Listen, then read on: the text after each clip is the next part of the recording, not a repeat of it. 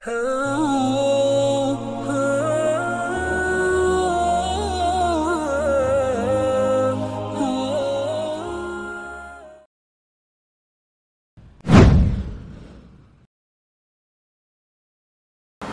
علیکم ورحمۃ اللہ وبرکاتہ۔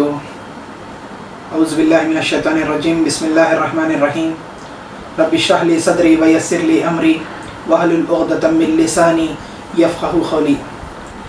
ناظرین محترم، آج ہم لوگ آداب زندگی کا بقیہ حصہ انشاءاللہ صحت کے آداب تک ہم لوگ دیکھے ہیں۔ پہلا عنوان رہا آداب زندگی کے پہلے باب میں سلیقہ اور تہذیب کے اندر، پہلا عنوان رہا طہارت و نظافت کے آداب، دوسرا عنوان رہا صحت کے آداب۔ صحت کے آداب میں ہم لوگ اب تک 6 پوائنٹس پہ نظر ڈال چکے ہیں، انشاءاللہ آگے دیکھیں گے۔ نمبر 7، ضبط نفس کی عادت ڈالیے، اپنے جذبات، خیالات، خواہشات اور شہوات پر قابو رکھیے، اپنے دل کو بہکنے، خیالات کو منتشر ہونے اور نگاہ کو آوارہ ہونے سے بچائیے۔ خواہشات کی بے راہ روی اور نظر کی آوارگی سے قلب و دماغ سکون و عافیت سے محروم ہو جاتے ہیں، اور ایسے چہرے جوانی کے حسن و جمال، ملاحت و کشش اور مردانہ صفات کی دلکشی سے محروم ہو جاتے ہیں، اور پھر وہ زندگی کے ہر میدان میں پست ہمت، پست حوصلہ اور بزدل ثابت ہوتے ہیں۔ مطلب مولانا کا بولنا یہ ہے کہ اس کے اندر جب بھی آپ ضبط نفس کی عادت ڈالیے، اپنے نفس کو ضبط کرنے کی عادت ڈالیے، جیسا کہ گندے خیالات، برے خیالات، خواہشات، شہوات اور خواہش نفس، یہ بہت کنٹرول کرنے والی چیزیں ہیں، جس سے انسان کو اصل زندگی میں، انسان کو دین یہی سکھاتا ہے کہ مسلمان کے اندر اور غیروں کے اندر یہی فرق ہوتا ہے کہ اپنے نفس پہ قابو پائے، اپنے خیالات پہ، اپنے ذہن پہ، اپنی سوچ پہ، اپنی نگاہ پہ قابو پائے۔ تو یہاں پہ یہی بات آ رہی ہے۔ نبی کریم صلی اللہ علیہ وسلم کا ارشاد مبارک ہے، آنکھوں کا زنا بد نگاہی اور زبان کا زنا بے حیائی کی گفتگو ہے۔ نفس تقاضے کرتا ہے اور شرمگاہ یا تو اس کی تصدیق کر دیتی ہے یا تکذیب۔ مطلب بدنگاہی کرنا، بے حیائی کی چیزوں کو دیکھنا آنکھوں کا زنا ہے، اور بے حیائی والی گفتگو کرنا زبان کا زنا ہے۔ کسی حکیم و دانا نے کہا ہے، مسلمانوں، بدکاری کے قریب نہ پھٹکو، اس میں 6 خرابیاں ہیں۔ 3 خرابیاں تو دنیا کی ہیں اور 3 خرابیاں آخرت کی۔ دنیا کی 3 خرابیاں یہ ہیں کہ اس سے آدمی کے چہرے کی رونق اور کشش جاتی رہتی ہے، آدمی پر فقر و افلاس کی مصیبت نازل ہو جاتی ہے، اور اس کی عمر کوتاہ ہو جاتی ہے۔ قرآن کے اندر بھی آیا ہے، وَلَا تَقْرَبُوا الزِّنَا إِنَّهُ كَانَ فَاحِشَةً وَسَاءَ سَبِيلًا۔ مطلب زنا، بدکاری کے قریب مت پھٹکو، یہ بہت برا کام ہے، بہت فحش ہے یہ۔ نمبر 8، نشہ آور چیزوں سے بچیے۔ نشہ آور چیزیں دماغ کو بھی متاثر کرتی ہیں اور معدے کو بھی۔ شراب تو خیر حرام ہے ہی، اس کے علاوہ بھی جو نشہ لانے والی چیزیں ہیں ان سے بھی پرہیز کیجیے۔ نمبر 9، ہر کام میں اعتدال اور سادگی کا لحاظ رکھیے، جسمانی محنت میں، دماغی کاوش میں، ازدواجی تعلقات میں، کھانے پینے میں، سونے اور آرام کرنے میں، فکرمند رہنے اور ہنسنے میں، تفریح میں اور عبادت میں، رفتار اور گفتگو میں، غرض ہر چیز میں اعتدال اختیار کیجیے، اور اس کو خیر و خوبی کا سچ چشمہ تصور کیجیے۔ نبی صلی اللہ علیہ وسلم کا ارشاد ہے، خوشحالی میں میانہ روی کیا ہی خوب ہے، ناداری میں اعتدال کی روش کیا ہی بھلی ہے، اور عبادت میں درمیانی روش کیا ہی بہتر ہے۔ مسند بازار کنز العمال حدیث یہاں سے روایت لی گئی ہے۔ نبی صلی اللہ علیہ وسلم کا فرمانا یہ ہے، خوشحالی میں میانہ روی، انسان جب خوشحال ہوتا ہے تو میانہ روی اختیار۔ میانہ روی کا مطلب یہ ہے اعتدال، نہ زیادہ خوشی منائے نہ زیادہ غم منائے، بس اللہ کی حمد و ثنا میں لگا رہے انسان، ہر حال میں، خوشی میں بھی اور غم میں بھی اللہ کی حمد و ثنا کرتا رہے، اللہ کی بڑائی، کبریائی، اس کی تحلیل اور اس کے نام کی عظمت و جلال کا خیال رکھے، اور اپنی زبان پہ اللہ اکبر، سبحان اللہ، الحمدللہ، استغفر اللہ کا ورد کرتا رہے۔ ناداری میں اعتدال کی روش کیا ہی بھلی ہے، اور عبادت میں درمیانی روش کیا ہی بہتر ہے۔ نمبر 10، کھانا ہمیشہ وقت پر کھائیے، پر خوری سے بچیے، ہر وقت منہ چلاتے رہنے سے پرہیز کیجیے، کھانا بھوک لگنے پر ہی کھائیے، اور جب کچھ بھوک باقی ہو تو اٹھ جائیے، بھوک سے زیادہ تو ہرگز نہ کھائیے۔ نبی کریم صلی اللہ علیہ وسلم کا ارشاد مبارک ہے، مومن ایک آنت میں کھاتا ہے اور کافر 7 آنتوں میں کھاتا ہے۔ ترمذی کی حدیث ہے۔ صحت کا دار و مدار معدے کی صحت مندی پر ہے، اور زیادہ کھانے سے معدہ خراب ہو جاتا ہے۔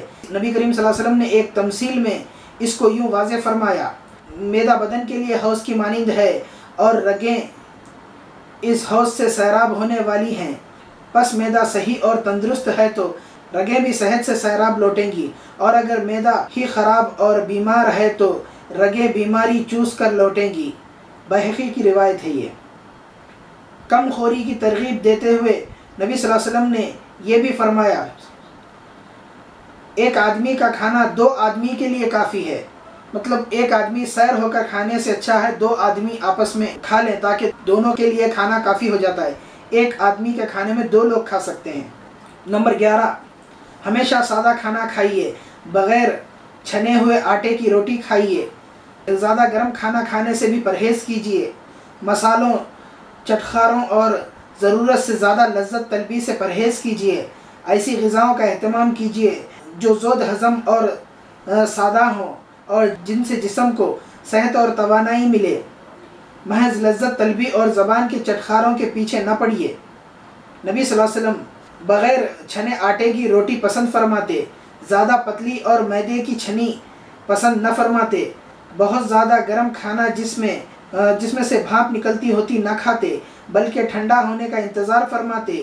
گرم کھانے کے بارے میں کبھی فرماتے کہ خدا نے ہم کو آگ نہیں کھلائی ہے، اور کبھی ارشاد فرماتے گرم کھانے میں برکت نہیں ہوتی۔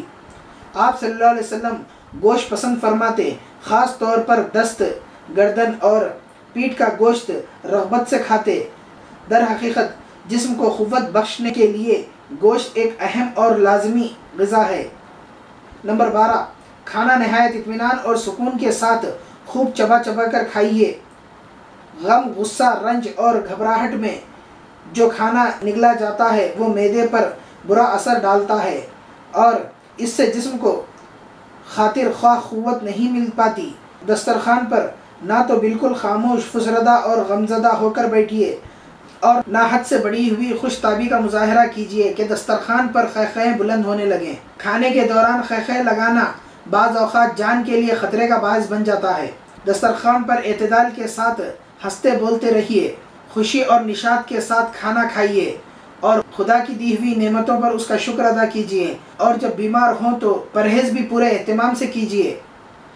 امی منظر رضی اللہ تعالیٰ عنہ کہتی ہیں کہ نبی صلی اللہ علیہ وسلم میرے یہاں تشریف لائے، ہمارے یہاں کھجور کے خوشے لٹک رہے تھے، حضور صلی اللہ علیہ وسلم ان میں سے تناول فرمانے لگے۔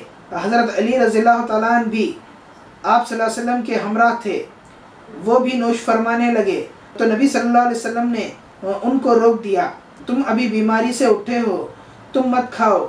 چنانچہ حضرت علی رضی اللہ تعالیٰ عنہ رک گئے اور نبی صلی اللہ علیہ وسلم کھاتے رہے۔ منظر کہتی ہیں کہ پھر میں نے تھوڑے سے جو اور چقندر لے کر پکائے۔ نبی صلی اللہ علیہ وسلم نے حضرت علی رضی اللہ تعالیٰ عنہ سے فرمایا، علی یہ کھاؤ، یہ تمہارے لیے مناسب کھانا ہے۔ شمائل ترمذی۔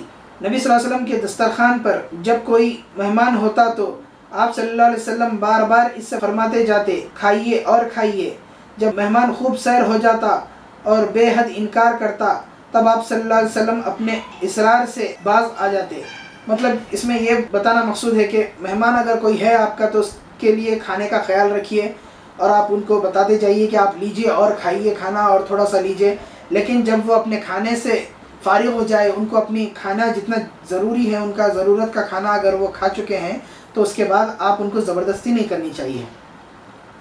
یعنی آپ صلی اللہ علیہ وسلم نہایت خوشگوار فضا اور خوشی کے ماحول میں مناسب گفتگو کرتے ہوئے کھانا تناول فرماتے، مطلب مناسب زیادہ باتیں بھی نہیں کرتے اور خوشگوار مزاج کے ساتھ نبی صلی اللہ علیہ وسلم دسترخوان پہ ہوتے اور خوشی سے اور ضرورت کی بات کرتے اور اچھے مزاج کے ساتھ بیٹھ کر کھانا تناول فرماتے۔ نمبر 13، دوپہر کا کھانا کھانے کے بعد تھوڑی دیر خیل اللہ کیجیے اور رات کا کھانا کھانے کے بعد تھوڑی دیر چہل قدمی کیجیے، اور کھانا کھانے کے بعد فوراً کوئی سخت قسم کا دماغی یا جسمانی کام ہرگز نہ کیجیے۔ عربی کا مشہور مقولہ ہے، دوپہر کا کھانا کھاؤ تو دراز ہو جاؤ، رات کا کھانا کھاؤ تو چہل قدمی کرو۔ نمبر 14، آنکھوں کی حفاظت کا پورا اہتمام کیجیے، تیز روشنی سے آنکھیں نہ لڑائیے، سورج کی طرف نگاہ جما کر نہ دیکھیے، زیادہ مدھم اور زیادہ تیز روشنی میں نہ پڑیے، اس سے آنکھوں پہ اثر پڑ سکتا ہے آپ کی۔ ہمیشہ صاف اور معتدل روشنی میں مطالعہ کیجیے، صاف روشنی اور معتدل روشنی، زیادہ روشن بھی نہیں ہونا اور زیادہ اندھیرے کے اندر بھی آپ کسی چیز کا مطالعہ نہیں کرنا۔ زیادہ جاگنے سے بھی پرہیز کیجیے، دھول غبار سے آنکھوں کو بچائیے، آنکھوں میں سرما لگائیے۔ آنکھوں میں سرما لگانا نبی صلی اللہ علیہ وسلم کی سنت ہے، سرما اگر لگائیں گے تو آنکھوں کے لیے بہتر ہوئیں گا، فائدہ ہوئیں گا اور نبی صلی اللہ علیہ وسلم کی سنت کا آپ کو ثواب بھی ملے گا۔ اور ہمیشہ آنکھیں صاف رکھنے کی کوشش کیجیے، کھیتوں باغوں اور سبزہ زاروں میں سیر و تفریح کیجیے، سبزہ دیکھنے سے نگاہوں پر اچھا اثر پڑتا ہے، آنکھوں کو بدنگاہی سے بچائیے، اس سے آنکھیں بے رونق ہو جاتی ہیں اور صحت پر بھی اس کا اثر پڑتا ہے۔ نبی صلی اللہ علیہ وسلم نے فرمایا، تمہاری آنکھوں کا بھی تم پر حق ہے، مومن کا فرض ہے کہ وہ خدا کی اس نعمت کی قدر کرے، اس کو خدا کی مرضی کے مطابق استعمال کرے، اس کی حفاظت اور صفائی کا اہتمام رکھے، وہ ساری تدبیریں اختیار کرے جن سے آنکھوں کو فائدہ پہنچتا ہو اور ان باتوں سے بچا رہے جن سے آنکھوں کو نقصان پہنچتا ہو۔ اسی طرح جسم کے دوسرے اعضاء اور خوا کی حفاظت کا بھی خیال رکھیے۔ نبی صلی اللہ علیہ وسلم کا ارشاد ہے، لوگو آنکھوں میں سرما لگایا کرو، سرما آنکھ کی میل کو دور کرتا ہے اور بالوں کو اگاتا ہے۔ ترمذی کی روایت ہے یہ۔ اللہ تعالیٰ سے دعا ہے کہ اللہ تعالیٰ ہم کو نبی صلی اللہ علیہ وسلم کی سنت کے مطابق اپنی زندگی کو گزارنے کی اور نبی صلی اللہ علیہ وسلم کی سنت کے مطابق ہم کو اپنی صحت کی، اپنے تمام جسمانی اعضاء کی اور ذہن کی، دماغ کی، اپنی روح کی پاکیزگی کی توفیق عطا فرمائے۔ اللہ تعالیٰ ہم سب کو یہ توفیق دے، یہ ہدایت دے کہ ہم اپنی زندگیوں کو بھلائی کے لیے استعمال کریں، اپنی ذات کو اللہ کے دین کے کام میں لگائیں اور نبی صلی اللہ علیہ وسلم کی زندگی کا جس طرح نمونہ ہے اللہ تعالیٰ ہم سب کو اسی طرح اپنی زندگیوں کو عمل پیرا ہونے کی توفیق عطا فرمائے، اور اللہ تعالیٰ ہم کو ایمان پہ زندہ رکھے اور ایمان پہ موت عطا فرمائے، اور اللہ تعالیٰ ہم کو مرنے سے پہلے نبی صلی اللہ علیہ وسلم کے سنتوں کے مطابق زندگی گزارنے، ہر امور میں، ہر زندگی کے شعبے کے اندر ہم سب کو اللہ تعالیٰ اس قابل بنائے کہ ہم مرنے سے پہلے اپنا سامان، اپنا توشہ تیار کر لیں۔ السلام علیکم ورحمۃ اللہ وبرکاتہ۔